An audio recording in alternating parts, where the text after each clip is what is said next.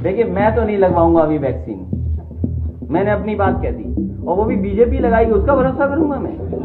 अरे जाओ भाई, हम बीजेपी का वैक्सीन नहीं लगवा सकते।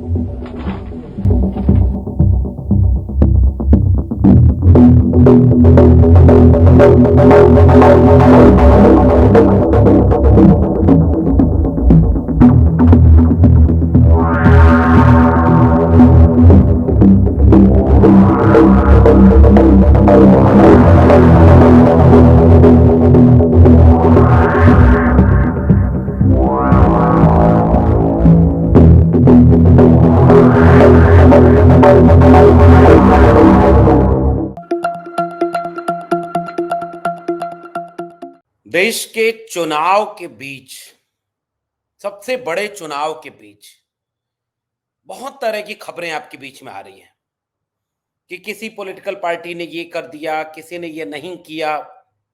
आरोप प्रत्यारोप का दौर चल रहा है। आने वाले वक्त में वर्तमान और भविष्य तय किया जाने वाला है कि आगे कुछ क्या होने वाला है। लेकिन इसी बीच एक खबर ऐसी आ गई जिसे सुनकर लोगों के बीच हड़कंप मचा हुआ है। ये कोई सामान्य खबर नहीं है, ये कोई सामान्य बात नहीं है।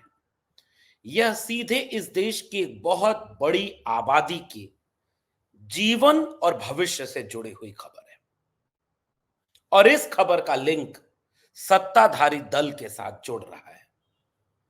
और आरोप अब ये लगाए जा रहे हैं कि करोड़ों लोगों की जान को सांसत में डालने का, जोखिम में डालने का, और उसके एवज में इलेक्टोरल बॉन्ड से बहुत भारी भरकम चंदा वसूलने का क्या रिश्ता बनता है।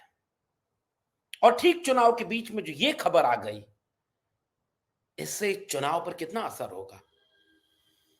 2020 का वक्त था, दिल्ली में विधानसभा के चुनाव चल रहे थे और दिल्ली के रामलीला मैदान में प्रधानमंत्री नरेंद्र मोदी एक रैली करते हैं। कारगर ढंग से वो दिल्ली के लोगों के भविष्य और उन पर चुनाव लड़ रहे होते हैं। वहां एक बात बोलते हैं कि क्या आपकी जेब में कुछ पैसा बचने लगा? क्या आप लोगों के जेब में 2-4 रुपया बचने लगा? क्योंकि एक नसीब वाला देश का प्रधानमंत्री बना है। पहले इलेक्टोरल बॉन्ड की चोरी, लूट पकड़ी गई, वसूली पकड़ी गई, और उसके बाद अब वैक्सीन के नाम पर पूरे देश को जान जोखिम में डाल देने का एक ऐसा सच सामने आया है जो ठीक चुनावों के बीच में आया है। और क्योंकि वह वैक्सीन बनाने वाली कंपनी भारतीय जनता पार्टी को भारी चंदा देती है, वसूली देती है, तो क्या वो नसीब जो प्रधानमंत्री नरेंद्र मोदी का नसीब था, वो कहां है? प्रधानमंत्री नरेंद्र मोदी के नसीब में क्या अब यह लिखा हुआ है कि 10 साल बाद विदाई तय है, आप जा रहे हैं क्या? क्योंकि परिस्थितियां तो लगातार आपके खिलाफ बनती जा रही हैं, और इन परिस्थितियों के बीच में लगातार एक एक ऐसा माहौल बनता जा रहा है कि जिसमें बीजेपी बुरी तरह गिर रही है।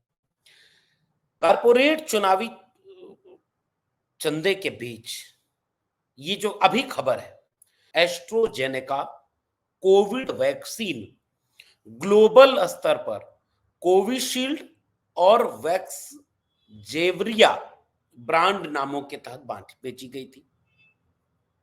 यूनाइटेड किंगडम मीडिया की एक रिपोर्ट के मुताबिक एस्ट्रोजेनेका ने यूके हाई कोर्ट में अपना अदालती दस्तावेज दिया।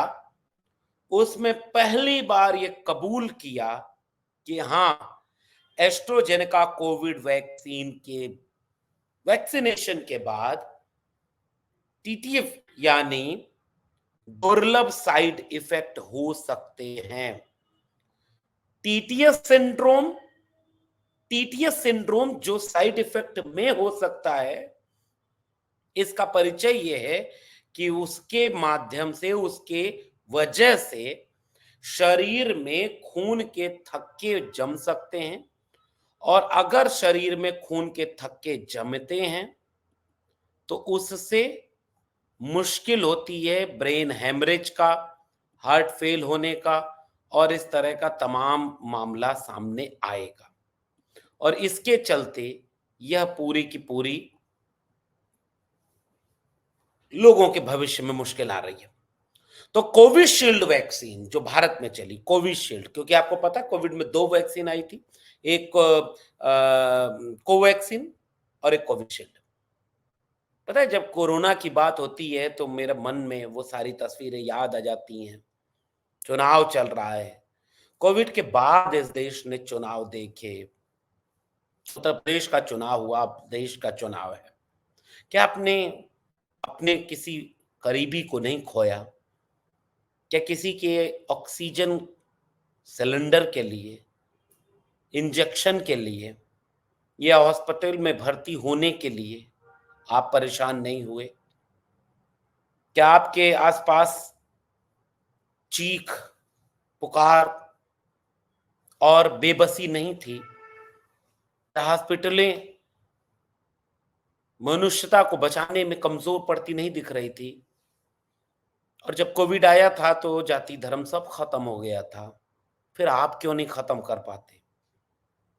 सरकार ने बिना सोचे समझे, बिना तैयारी किए ऐसा लॉकडाउन लगा दिया, लाखों लोग जो काम करने वाले हैं, कमेरा हैं, हाथ से मेहनत करते हैं, लाखों किलोमीटर पैदल जाने को मजबूर हुए, त्रस्त हुए, अर्थव्यवस्था टूट गई। देखिए जो प्राकृतिक आपदा है उसमें आप कुछ नहीं कर सकते, लेकिन उसके मैनेजमेंट में बीजेपी पूरी तरह फेल हुई थी। गंगा के किनारे लाशें, कुत्ते नाच नोच रहे थे, और जब चुनाव आता है तो नेता तो भूलते ही हैं, क्योंकि नेता अपनी नाकामयाबियों को आपके सामने नहीं रखेंगे, लेकिन जनता यह सब भूल गई और फिर से उनके झूठ और जुमले में वोट देने के लिए तैयार बैठी है। यह सोचकर, यह सुनकर हास्यास्पद लगता है कि इस देश की जनता क्या अपने अपने उसूलों, अपने बुनियादी सवालों पर कभी नहीं सोचती। तो मोदी जी की एक फोटो लगी हुई, वैक्सीन, पूरे देश में बोर्ड लगा के प्रचार किया गया, थैंक यू मोदी जी। जबकि इस देश में पहली भी जितनी भी महामारी की वैक्सीन आई थी वो सब फ्री दी गई थी। वैक्सीनेशन करके पहले भी कई महामारियों से इस देश को निजात दिलाई गई है।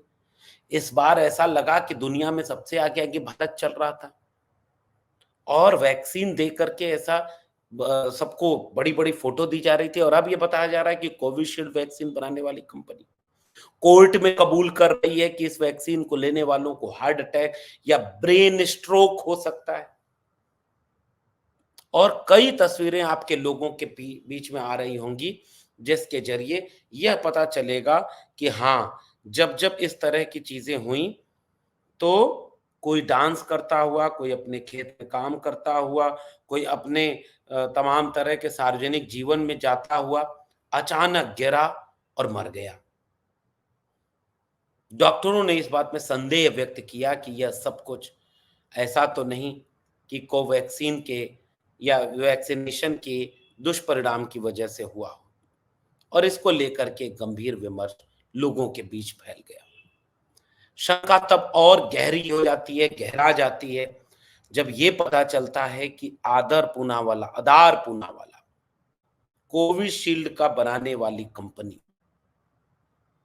इसने इलेक्टोरल बॉन्ड में कंपनियों ने 22.5 अरब रुपए कंपनियों ने चंदा दिया,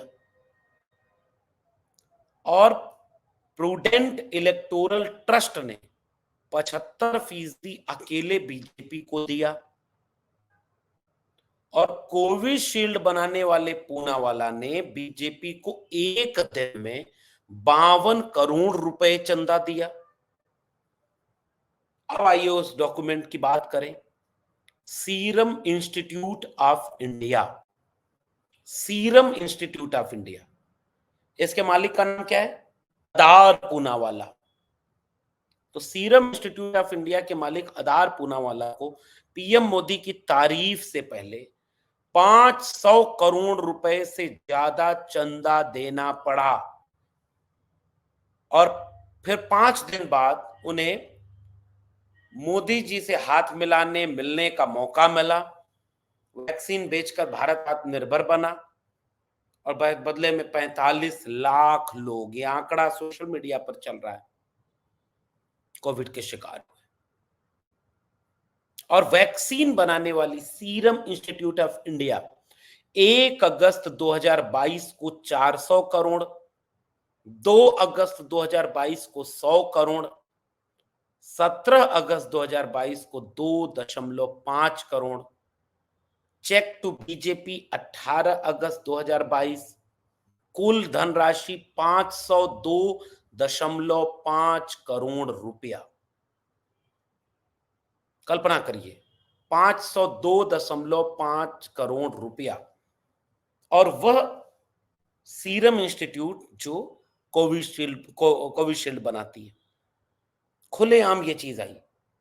तो जब इलेक्टोरल बॉन्ड की लूट पकड़ में आ गई कि भाई आप तो वसूली कर रहे थे, चले थे भ्रष्टाचार मिटाने, चले थे इस देश से काला धन खत्म करने, लोगों में 15-15 लाख अकाउंट में डलवाने, बहुत तरह की बातें करने, और आप क्या करने लगे? लूट ले गए सारा माल। चंदा दो धंधा लो, चंदा दो धंधा रुक हो जाएगा नहीं तो, चंदा दो वरना ईडी, चंदा दो वरना सीबीआई, खुलेआम इलेक्टोरल बॉन्ड की लूट। और इतनी बड़ी वैक्सीनेशन कंपनी खुद मान रही है कि टीटीएस बच सकता है, दब सकता है, और इसकी वजह से यह पूरा का पूरा मामला लाखों लाख लोगों की जान सासत में पड़ गई। लोग हलकान हो गए, परेशान हो गए, और वह जो कंपनी चंदा दे रही है उसको पूरा भारत सरकार ठेका दे रही है, उसके सारी सीरम को पैसा दे रही है, और उसके जरिए वो सीरम बेच रहा है, विदेश भी जा रहा है।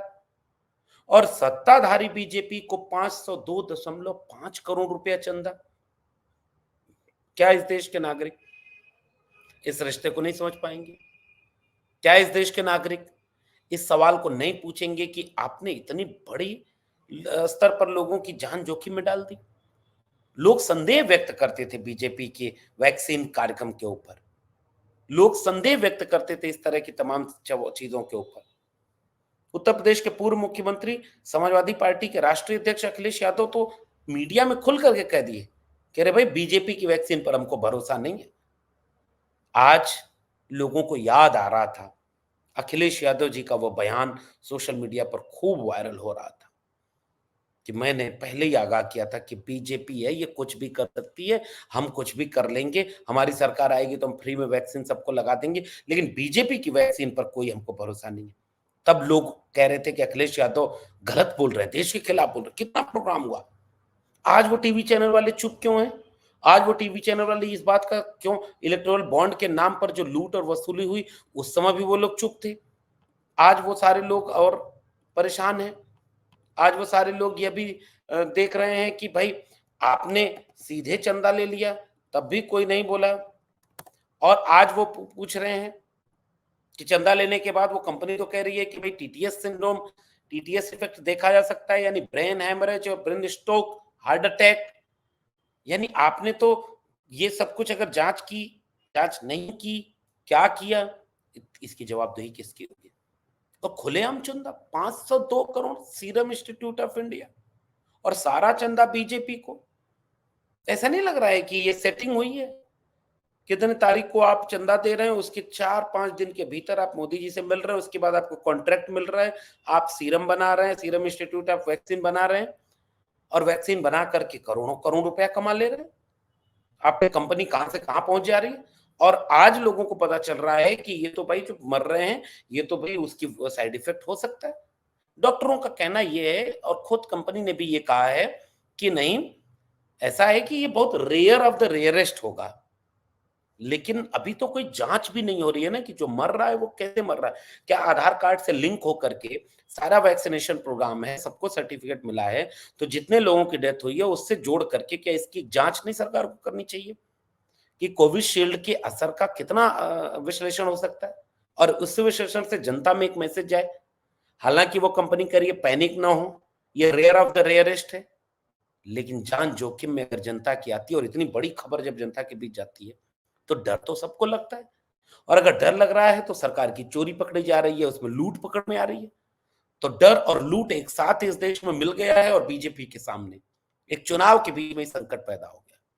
गांव गांव में लोग बातें करने लगे हैं, ये तो लुटेरे हैं, ये तो लूट लिए पैसा और इन्होंने हमारी जान जोखिम में डाल दी है, जान जोखिम में डाल दी।